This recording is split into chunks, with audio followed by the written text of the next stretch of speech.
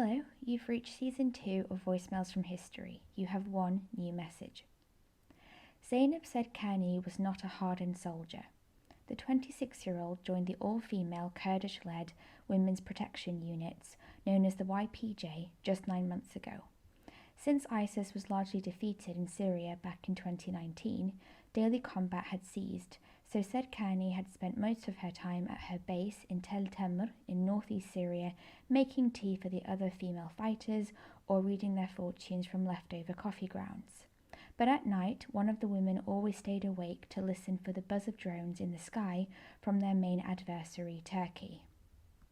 Sedkani had said she never planned to join a militia, but that living in a country with increasing conflict and a growing occupation by Turkey had made it a necessity. She said, "It's very difficult to see your country occupied by someone else." She wore utilitarian clothing and liked to carry her Kalashnikov slung over her shoulder. She walked with a limp from an injury she'd gotten during training, but her earnest, often goofy manner betrayed any sense of toughness. However, she never saw battle. On September 1st, Sedkani was killed by a Turkish drone strike whilst making tea in Tel Temr. The strike was part of a recent wave of Turkish attacks on Kurdish forces that have killed at least a dozen civilians in Iraq and Syria, as well as high-level militia members. Okay, so I took this voicemail piece from a foreign policy article written by the journalist Elizabeth Flack, who was documenting the situation in North Syria post-2016. Currently, Turkey has been launching offensives on North Syria against the Kurdish force known as the YPJ. Turkey believes the YPJ is an extension of the PKK, which is an insurgent organisation that, to put very mildly, has had an extremely rocky relationship with the Turkish state. Now, if you're not aware of the PKK and Turkey just yet, that's fine, but just as sort of an intro, you could say that these two different entities have parallels with the British state in the late 19th and early 20th century when they were facing attacks and reprisals by Sinn Féin, the Irish Republican and nationalist organisation. In the present day, the Kurds are a stateless ethnic group who have, since the collapse of the Ottoman Empire at least, have advocated for and fought for self-rule.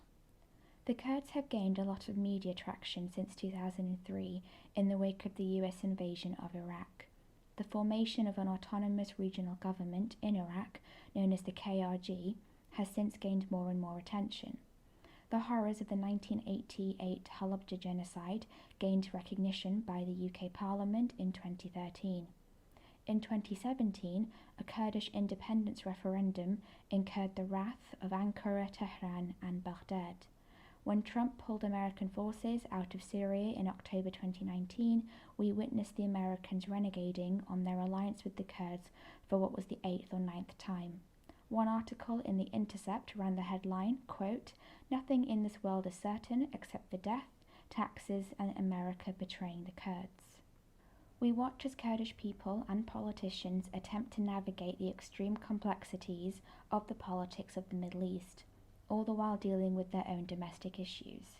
Slowly, more and more people are realizing how central the role of Kurds are for the peace and stability of this area. To not consider the Kurdish question when discussing the Middle East is to be blindfolded. There's a term coined by Boris James, who is a historian who's done a bit of work on medieval Kurds, who describes them as having had a trend of in-betweenness, that the Kurdish position in the Middle East has always been a matter of betweenness with other groups or major events. This term has worked both to their benefit and also works to their detriment. It depends on our outlook, but also the context, and we'll come back to this idea as we go through Season 2. Now, before I go any further, I just want to stress that I'm trying to be as non-partisan in my outlook and sources for this episode in particular. So I'll be mentioning a number of books and articles and historians that I've researched, which is why I didn't want to put down a specific author in the title. By non-partisan, I don't mean to imply naively that I have no bias or that I have no ideas of my own, politically speaking, but rather that I don't openly or unconditionally support the range of movements out there. as in the Kurdish ones. I have respect for a lot of them, as well as many criticisms. The reason I'm making a disclaimer for just this episode is because A, I've tried to look through a range of both Kurdish and non-Kurdish scholarship, but also because of how fraught the intersection between politics and history is. It's quite a fine line. History has been used since time immemorial for people and societies to make a name for themselves, to construct meaning in their lives, and to essentially gain the upper hand. And that's neither wrong or right, objectively speaking. It just is what it is. So, who are the Kurds? The Kurds are one of the Middle East's ethno-linguistic groups, with an estimated population of around 50 million. That's a rough figure, by the way. There's never been a comprehensive census of the Kurds, so all the figures range from about 30 to 50. Now, they're spread across southeastern Turkey, which is called Bakur, North Kurdistan. There's Kurds in Iran, western Iran, which we call Rojhelat. There's Kurds in southern Iraq, which we call Bashur, and northeastern Syria, which is known as Rojava. They are a largely Sunni Muslim group with important significant religious groups such as Christians, Yazidis and Alevis, and of course there's also Shia Muslims among them as well. It's also important just to add that there's also a significant and growing proportion of Kurds who do not subscribe to any religion. The Kurdish language has a range of dialects owing to the vast geography that they're spread out over. They have a strong history of tribal kinships and have a reputation for being both nomadic and sedentary, or known as mountainous peoples. The Kurds are one group in this area of the Middle East. Historically and in the present, they have merged, clashed and fought, or intermingled with Arabs, Persians, Turks, Assyrians, Armenians and Azeris. So historically, Kurdistan has been a diverse swathe of land at the crossroads of the Middle East. The Kurds occupy a sort of crescent-shaped region stretching from the Kurd mountains in northwest Syria, as well as the region known as Afrin, and also cities such as Kobani, Tel Abyad, which Kurds call Gurdisbi, and Ras Al Ain, which the Kurds call Serkani. The Kurds also named the city of Qamishlo as the new capital of Rojava. By 2016, the YPD, short for People's Protection Unit, were in control of this region, especially of Afrin.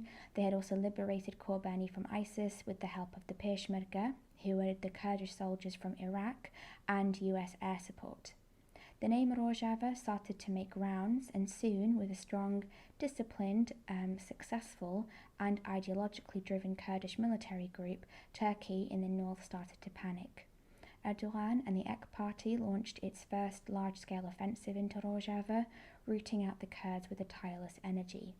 The YPD has since then been defending its territory, and compared to the might of Turkey, who is a NATO member, they did and continue to do quite well under such unfair and cruel Turkish state decisions. If we head more eastern, we arrive at southern Kurdistan in Iraq, which we call Bashur. The Kurds here occupy the cities of Kirkuk, Khanaqin, Kifri, Slemani, Hawler, and then the region of Hawraman, which is a mountainous region between Iraq and Iran that straddles the Zagros Mountains. This year, actually, UNESCO granted Hawraman as having a protected heritage site status owing to its rich history and biodiversity. Hawraman is occupied by the largest Kurdish tribe in this region called the Jaf, who speak Sorani and are predominantly Shafi'i Muslims. The Kurdish king, Muhammad Pasha Jaf, was bestowed the title of Pasha by the Ottomans in the 1800s when they struck an alliance with the Ottomans, and since then and before, the Jaf have played an important role for the Kurds since 1115. My grandfather was from this region. His descendants and mine are the Jaf. Over time, many of them travelled and settled in other areas or towns like Halabja, Sinna, Kermanshah and Slemani, Slemani being my family home currently. Lastly, we have Iran, which is called Rojhelat, which is comprised of the major cities of Sinna, Kermanshah and Saqaz. To the north is the region of Urmia, another Kurdish city, although that is now contested because of the changing demographics to include Azerbaijanis as well. And then there's one other region to mention called Luristan, which is a province in western Iran. Now, the Lur people have a complicated written history. They are at times described as being ethnically different from the Kurds, and they also have their own, it's their own language called the Luri language. However, many of them identify as being Kurdish and actually describe Luri as being a dialect of Kurdish. Now, the Lurs are predominantly Shia Muslims, and that layer makes their relationship with Iran more complicated because religiously they might agree, but ethnically the Iranians, or at least the Iranian state, persecutes and mistreats them. Moreover, there was a group of Kurds called the Failis who speak a subdialect of Luri, and then beginning in the 19th century, many of them moved westwards into Kurdistan, Iraq. They flourished there as traders and became very wealthy, especially in Baghdad. Now, when the Ba'athists came to power in Iraq under Saddam Hussein in the 1970s, they saw the Failis as being threats to their power, and so they were targeted. Sources estimate that around 70,000 Faili Kurds were displaced by 1971. Now, whilst this oppression undoubtedly had roots in Iraqi-Iranian rivalry at the time, the role of their Kurdishness played an equally huge role in their persecution. And that's sort of our first example, if you like, of this idea of in-betweenness, that Kurdish safety or autonomy dips up and down depending on the context and the power plays that are happening around them. Okay, so let's talk about how history has described the Kurds themselves. There's an essay I read by Mehrdad Izadi who outlined some of the issues faced in Kurdish historiography. One of the biggest issues with Kurdish state building has been a lack of uniformed or centralised history making, so the lack of research or funding available from the few Kurdish universities there are. I mean, just as a side note, there's also the issue of war and constant state persecution that the Kurds have faced in the modern era, so you know, the idea of having a Kurdish-run university in Turkey or in Syria before the civil war or in Iran it's just not possible. But regardless of that, Kurds as a whole haven't taken the uniformed approach to a state history, and that's one root cause of why they're currently struggling. Now, Izadi writes on that whilst there's an abundance of sources and material out there, it's the research where Kurds lack credibility in. And this is two-hand. Firstly, larger populations like the Arabs or the Turks, for instance, have grappled more quickly with using their past to secure and embellish the present. And also the dominance of the Arabic language in the region following the 7th and 8th century meant that in becoming the lingua franca, anyone who wrote in Arabic, as was custom at the time, was also deemed Arab. And the notion of defining ethnicity differs from time period to time period. So there's language, skin colour, land claims or ancestry. They all play really key roles in this idea of, you know, marking out your national character. I think the example of Salahuddin Ayyubi is quite a good one. So Salahuddin's identity became quite politicised for a while, up to the 90s, when the Ba'athists in Iraq, who were Arab fascists, had decided that everything and everyone who was written about in books had to be an Arab. Now that shifted away, and the consensus now is that he was ethnically Kurdish. But having said that, in the 1170s, there was a greater emphasis played on him being a religious and military commander and a ruler, as opposed to our present day, way of thinking of I'm a Kurd who plans to unite all the Kurds. That wasn't the case at the time.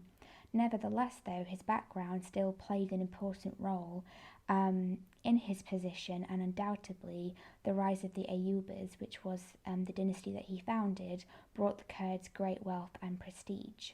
Now, the rise of Islam during this time period led to a great wealth of knowledge being produced by various Islamic scholars, and a lot of our knowledge on the Kurds is owed to them. Ibn Khaldun, for example, is one of them. He mentions the Kurds in his book, the introduction, or the Muqaddimah, and he refers to them, the Kurds, as a race of people alongside other nations such as the Bedouins and the Turkomans. Now, just more generally speaking, between the 10th and 11th century, Arab historiography does use the word Kurd or Kurdishness, but more as an implicit category, defined in many ways against the implicit category of being Arab or Bedouin and so on. Ibn Khaldun goes on to write that later in the 12th century, when the Mongol invasion had reached this area, the havoc led to an exodus of Kurds fleeing the region, and the Khalif al-Murtadi, who was the leader of the Almohad dynasty of North Africa at the time, reportedly gave refuge to two Kurdish tribes into western Algeria, known as the Lawin and the Badin tribes. So if we trace the scholarship of this time, the Kurds are referenced within the narrations of what was going on in their present day. Now I'm going to continue with sort of tracing the Kurdish identity through the years, but I'm going to start to add in the competing ideas around who the Kurds are and their ancestry in particular, because it has a lot of relevance and links to current political, shall we say, arguments of the present day. So the Kurdish language is said to have a lot of similarities with Persian and with Pashto as well. And I remember for some time that I'd hear this story or this idea that the Kurds were originally, their ancestry is linked to a people called the Medes. And the Medes are an ancient civilization that historians date to be around the 11th century BC. So we're really going back in time here. Now, the story goes that the Medes were a group of people, and then from this civilization, three more groups emerged, more concrete, known as 1, the Kurds, 2, the Persians, and 3, the Pashtun. Now, reading a bit deeper will tell us that actually it's not as clear-cut as it might seem. So the belief that the Medes are the ancestors of the Kurds admittedly has roots in the current political era. Now, the PKK, who I mentioned earlier, they are the most well-known and controversial of the Kurdish insurgent groups. I'll discuss in more detail who they are later in the season, because I don't want to sort of paintbrush them, as they've gone through a lot of changes in recent years. But anyway, all you have to know for now is that they're really controversial in terms of their methods and beliefs. Now, the second thing you have to know is that the Kurdish identity in the 20th century came under attack, particularly after World War I, with the new countries of Turkey, Syria and Iraq. Now, Turkey, for instance, founded in 1920 or 21, I think, up until the 90s, any element of being Kurdish was illegal and banned. So you weren't allowed to call yourself a Kurd, you weren't allowed to give your children Kurdish names, you couldn't speak your language, you couldn't set up a Kurdish school. So your whole identity, your ethnicity was illegal. And because of that, the Turkish state claimed that anybody who was Kurdish, because obviously they knew that Kurds existed, it was just deeply rooted in xenophobia, they would claim that the Kurds were nomadic Turks, or they were mountainous Turkish people who had lost their way. So in a similar way to how the Turkish state embarked on its process of nation building by othering other ethnicities in the country, by preventing any sort of ethnic variation, in the 70s the Kurds started to fight back. And that was when the PKK, this insurgent group, started to sort of form together. Now, in response then, they started to say, well, actually, no, we're not nomadic Turks, we're not mountainous peoples, mountainous Turkish peoples, we are actually ancestrally from the Medes sort of family tree, if you like. And there's two levels to this claim, so let's break it down. There's one level of folklore and one level of historiography as well. Now, on a folklore or cultural basis, the Kurds celebrate Nowruz, which is the traditional New Year, in March every year, held on the spring equinox. Now, this this celebration is rooted in the myth of a legendary blacksmith called Kawa the blacksmith, who defeated the evil ruling king known as Zuhak, who was an Assyrian king. Now, the king had prevented the season of spring because of his persecution of the Kurds, and so when Khalid the blacksmith, this Kurdish warrior, defeated the king, spring returned to Kurdistan. On a history basis, historians date this event to around 612 BC, where the Medes defeated the Assyrian Empire. Now, the whole sort of story between the Medes and the Assyrians, I'd say is quite lukewarm at best. So the different books that I read had different variations of the same event. So overall, historians find it quite difficult to pin down, how true or how in terms of the reality of what happened actually was. Nevertheless, though, the historian Jwaideh does write that the area where this ancient fighting took place between the Medes and the Assyrians is where the Kurds live today. So the PKK, they use this myth to draw parallels between the Turkish state and the Assyrian Empire. Now, PKK or not, the ancestral origins of the Kurds is hotly debated because of their current situation in the Middle East, and their identity and being able to almost certify in a way that yes, I belong here and yes, I am of this particular ethnic group is so crucial for their survival. I have to say that I personally dislike the idea of going through thousands of years worth of history just to be able to tell a group of people who are persecuting you whether or not you belong here. The idea of a millennia worth of history or ancestry rooting someone's current or present day identity is insane, but we fall into the trap anyway because through nationalism and statehood of the current day, we need to prove our link to this piece of land. Now, regardless of if ancestry is always contested, there are interesting finds about the Kurdish presence in this region. So in 1923, I think, the historian G.R. Driver wrote that the Kurds is actually, in terms of its name, it's an ephonym of the word Karda or Qarda, which was found on a Sumerian clay tablets in the 3rd millennium BC, which he then linked to a group of people who were living in Lake Van, which is now in Turkish Kurdistan. There's also the name of Carducci, which was sort of written in a famous piece of work by the ancient Greek scholar and writer known as Xenophon. His book is called Anabasis, and it was composed, I think, in around 360 or 70 BC. At this time, the ancient Greeks were being led by Cyrus the Great, and they were fighting the Persians. Now, Xenophon wrote that the Carducci are a mountainous people with warlike qualities, and he also, I think, used the word Gurd, Gurd, which is also meant to mean sort of hero in the ancient world. Other researchers argue that the Kurds emerged as a set group later on, so into the 7th century, after the Arab conquest or the Muslim conquest of Kurdistan and into Persia. So onto the Muslims then. It was really at the beginning of the Rashidun Caliphate, which is when Kurds first came into contact with the new religion. Just as a side note, the Rashidun Caliphate can be described as sort of the first Islamic empire, but when I use the word empire, don't attach European empire connotations to the word. It's a different type of empire. Now that lasted from around 632 to 660. Now in his book, Asad al-Ghaba, the famous Muslim scholar Ibn Athir, writes that Jaban al-Kurdi and Maymun al-Kurdi were some of the first notable Kurds to convert to Islam, and subsequently more and more Kurds followed suit. However, this was not en masse. Obviously, it took time, and many Kurdish tribes continued to pay allegiance to the other power on their eastern side at the time, which were the Persian Sassanids.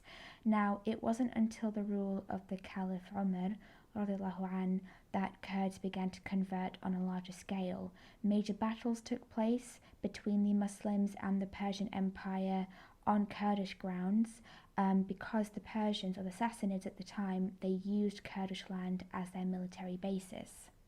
So again, we have that idea of in-betweenness working again, the Kurds finding themselves straddling two competing empires, the nascent Islamic one, and then the Persian Sassanids on their east as well.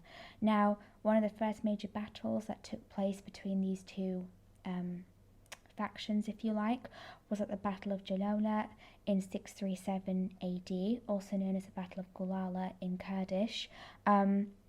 So this is where reportedly Muslim soldiers first encountered the Sassanid soldiers, and it was on Kurdish lands. They were victorious, the Muslims won, and then after a succession of further victories, more and more Kurds began to convert. This then continues into the Umayyad dynasty, the next group of Muslim rulers. Now, the Umayyads were very careful about sort of who to pick to rule over the Kurdish lands within Armenia, Azerbaijan, and eastern Anatolia. The last caliph, Marwan ibn Muhammad, was recorded to have worked quite closely with Kurdish allies, and that Kurdish soldiers fought for him during the power struggles with the emerging Abbasids, who were a competing rival dynasty. Under the Abbasids, again, many Kurds continued to hold quite high positions. So one of the major generals was known as Muqtamid al-Allah. He was quite a influential general for the Abbasids, and they also appointed the Kurdish Ali ibn Dawood al-Kurdi to become the leader or governor of Mosul. So let's skip forward to the 16th century. I can't not mention one of the most famous works that I'd love to get my hands on one day, known as the Sharafnama. The Sharafnama is perhaps the most important historical document for the Kurds, produced in 1596 by the ruler and scholar Sharafhan Bedlisi. The Sharafnama is classified as sort of the first comprehensive history of the Kurds as told by a Kurd himself. So it talks about the dynasties, the rulers, the tribes, the way the land is divided. Interestingly, Bedlisi himself, he categorizes the Kurds into four main groups: the Kurmanji, the Kalhur, the Lurs, and the Gorani, and his description of their geography more or less matches with the present-day Kurdish claims to land, so the Khuzestan region of southwest Iran, parts of Azerbaijan, and Diyarbakir in Turkey. The next major historical event to influence the Kurds was the Ottoman Empire. So by the 16th century, the Ottomans had risen to power, and within that, the Kurdish lands came under Ottoman sovereignty. In 1514, the Ottomans launched the Battle of Jaldaran in North Kurdistan, and the enemy at this time was actually not the Kurds, it was the Persian Safavids. Now, the Ottomans won this battle, and the Treaty of Zohab, Z-O-H-A-B, in 1639 divided Kurdish lands formally from east to west along the Zagros Mountains. This boundary remained in place until World War I. Now, even though they lost sort of full sovereignty of their lands, as a reward for their support, for Kurdish support, for the Ottomans during their battle against the Persians, the Kurds were granted a high degree of autonomy. Indeed, in the beginning of the Ottoman rule, it was fairly decentralized, and so a lot of the Kurds were able to keep their powers and to keep their autonomy, and so what you had emerging was a lot of Kurdish principalities.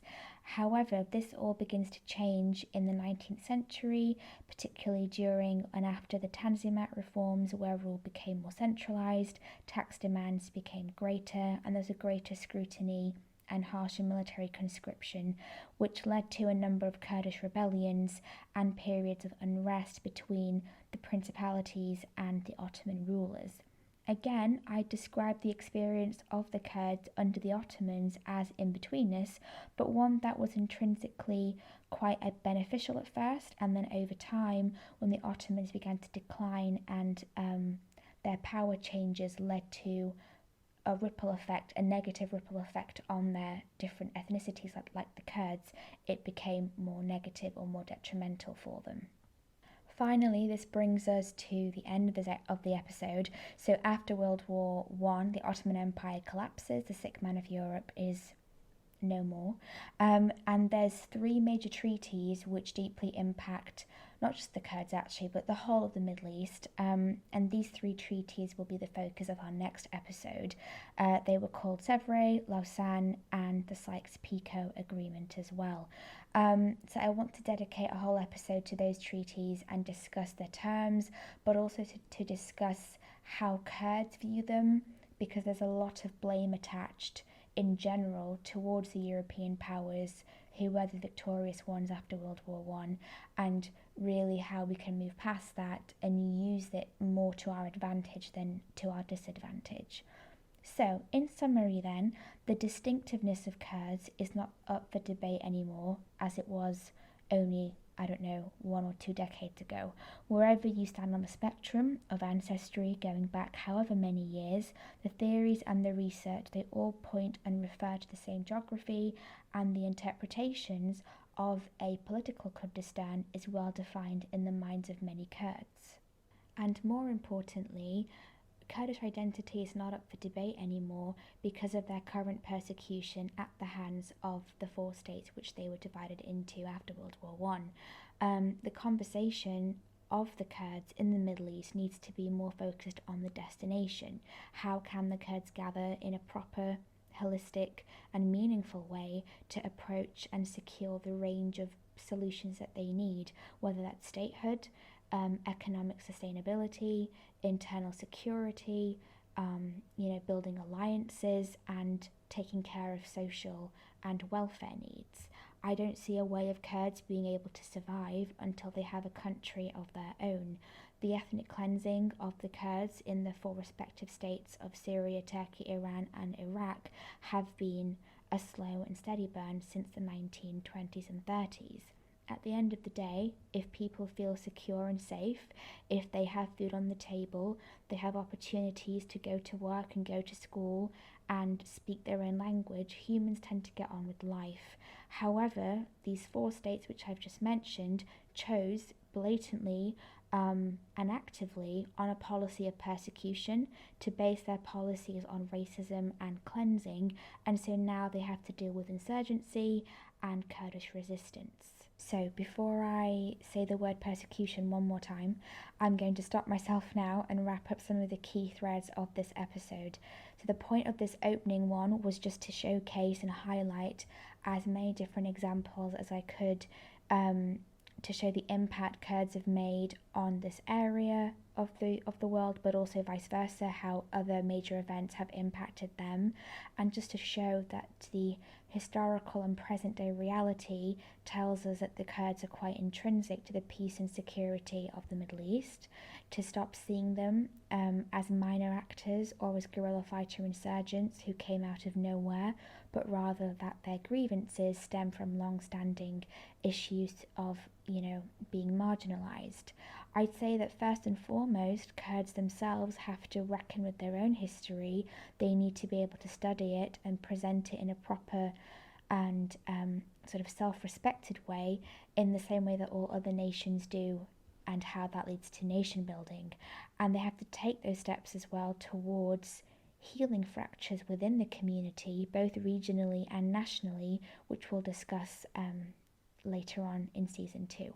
I hope this gave you a good overall intro, if you like, of who the Kurds are, and I'm quite excited to go through this new season and touch on as many different aspects and examples of Kurdish history and agency.